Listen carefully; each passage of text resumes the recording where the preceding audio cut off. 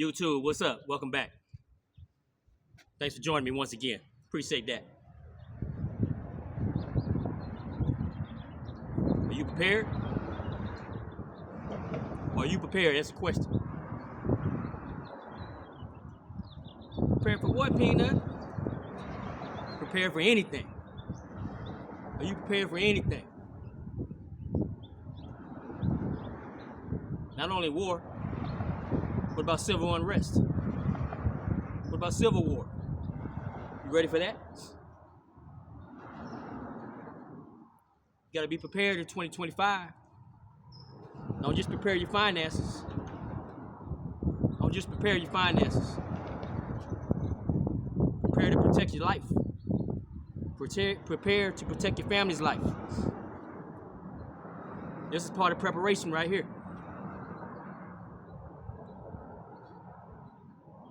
Prime example, California fires. That's where I'm at, California. Part of preparation. Right here. 9 times out of 10, it's not the fire that kills you, it's the smoke. It's the smoke that kills you.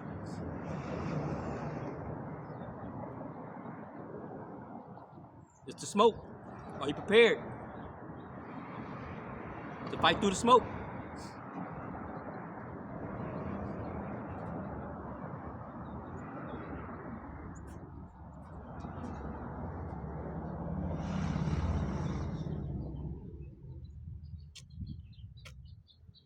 Like I mentioned,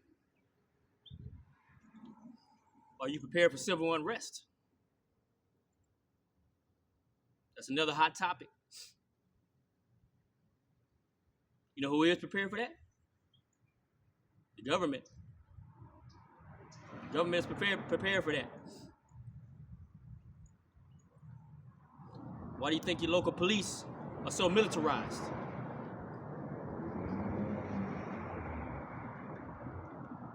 They're prepared for civil unrest.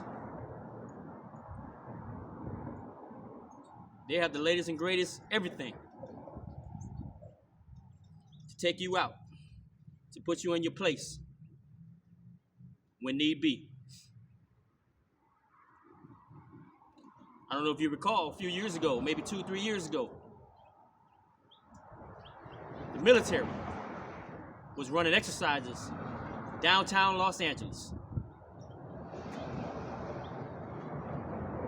That wasn't a movie set. It was not a movie set. That was reality. Apache helicopters. Army men rappelling from those helicopters onto city roofs. Downtown city roofs.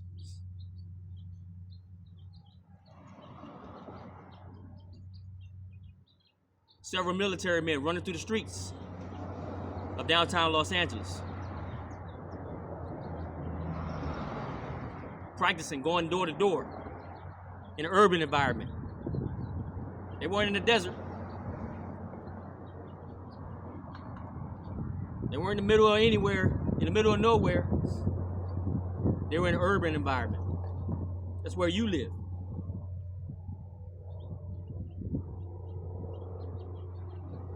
It's almost as though this nation is preparing for civil unrest, for civil war.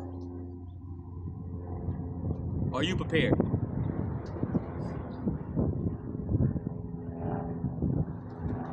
If you stay ready, you ain't got to get ready. But we're not here for that. This is just a little quick video on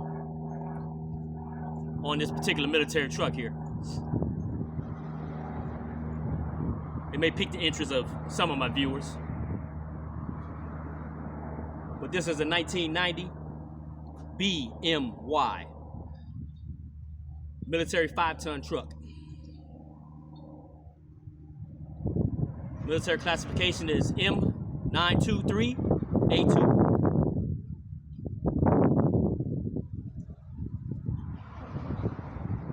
I'll go ahead and do a little quick walk around for those that are interested. Give me 1 second.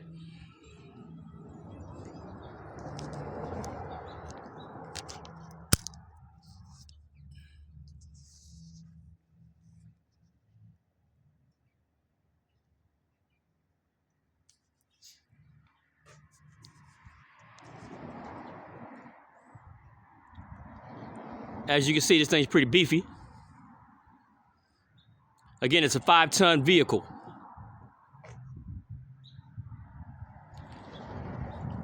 Capable of a payload of 5 tons. Curb weight on my particular vehicles is 15,000 some odd number.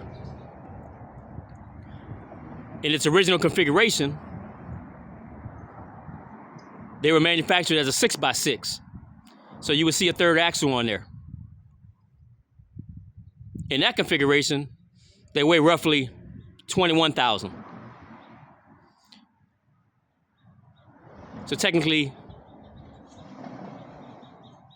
on the roads of the United States, you would need a Class A license to drive that particular version of this truck as a 6x6 because purely of the weight.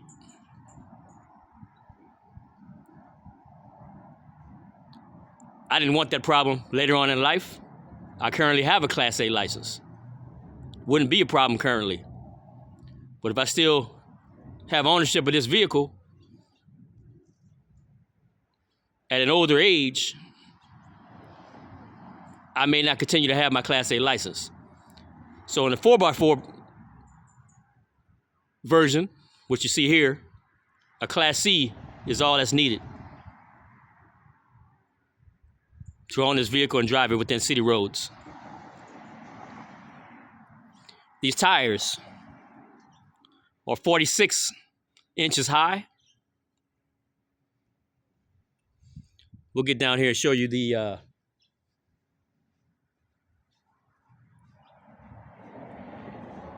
tire size. 395, 85, R20s.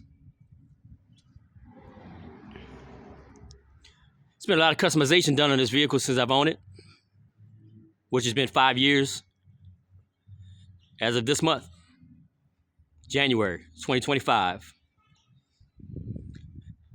As you can see, fuel tank down below, it's a 50-gallon fuel tank. This version is a hard top. They do make a soft top version. I imagine it'd be kind of scary driving one of those, especially doing a rollover. But I don't think that hard top will protect you too much during a rollover anyhow. Therefore, I don't plan on rolling this thing over.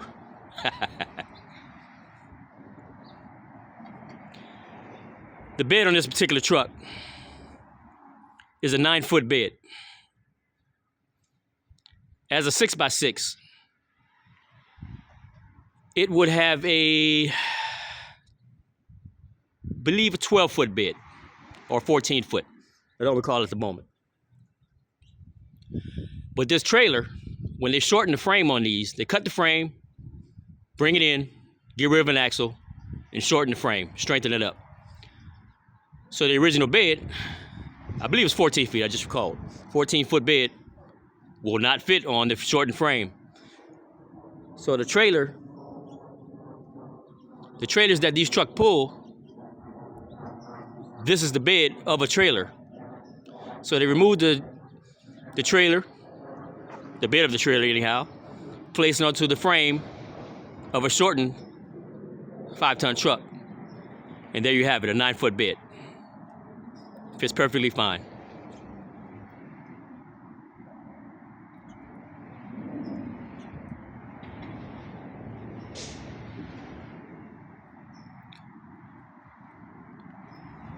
As you can see, I added a metal rack on top of the bed.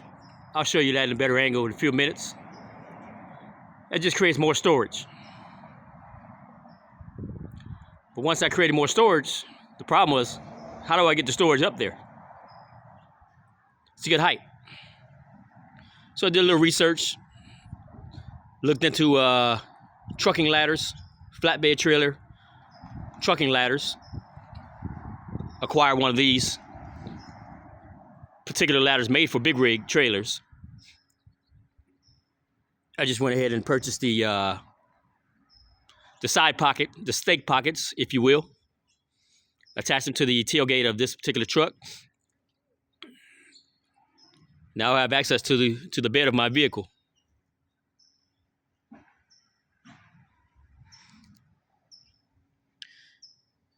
Give you an axle shot.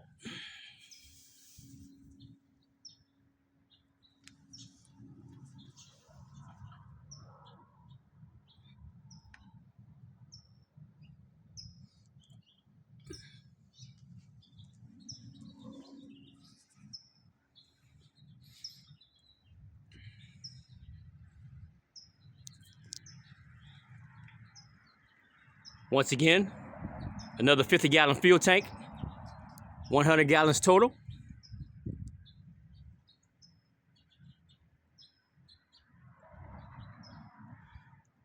You see two smokestacks up there, but both of them are not smokestacks. The one on the far left is what they call a snorkel. This truck can literally drive underwater as high as that snorkel is, which means you, the driver, or you, the passenger, will also be underwater. So I don't know if you want to take it that high, but you have the ability to take it that high. The stack on the right is the exhaust system.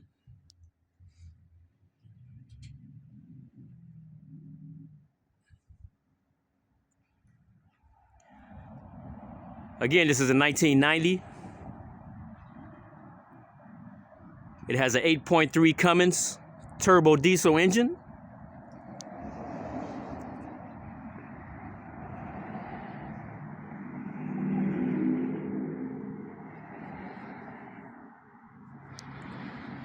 I went ahead and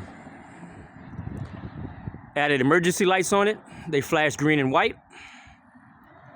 I went ahead and added a Sherpa, Australian manufactured winch.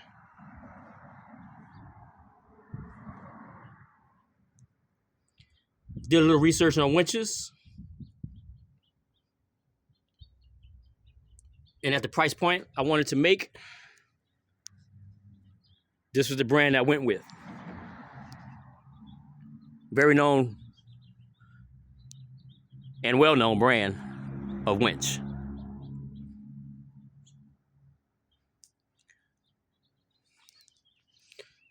So let's go ahead and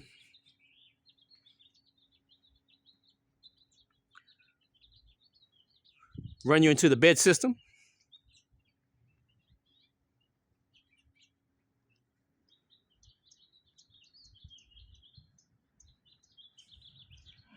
This is a stationary bed.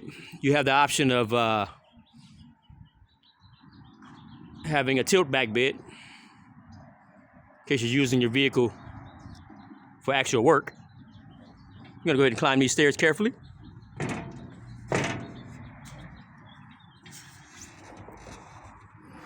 As you can see, there's my large platform there for added storage.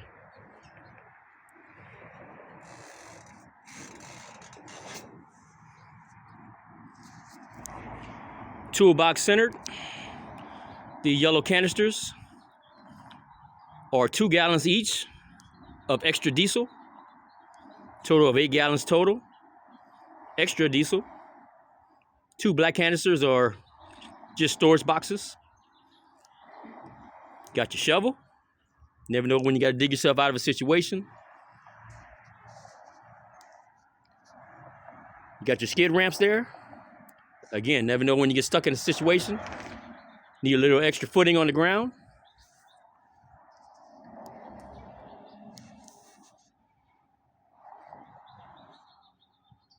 The orange box there houses a chainsaw, gasoline chainsaw.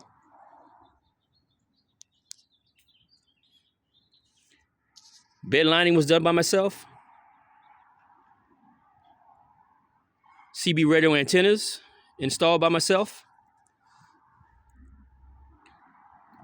Pretty much everything was installed by myself other than this metal rack here, which I paid a professional welder to construct.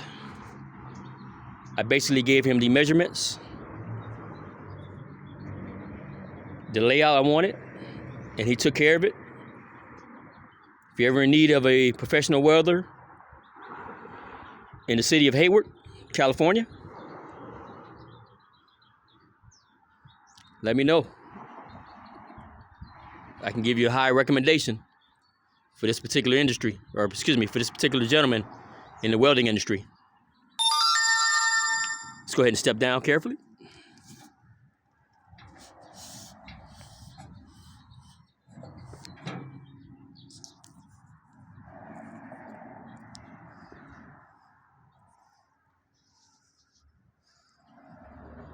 This truck almost doesn't fit within the screen size that I have here.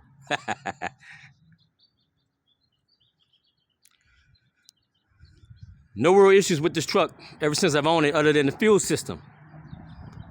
At one point gave me problems. The primer pump kept going out on me for some reason. So what I did was I went with a fast fuel system and I changed out the entire fuel system of the truck, as you can tell there.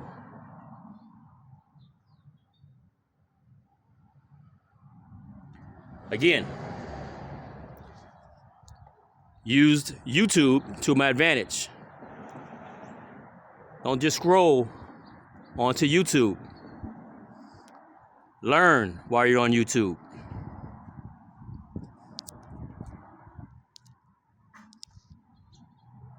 Let's go ahead and bring you inside.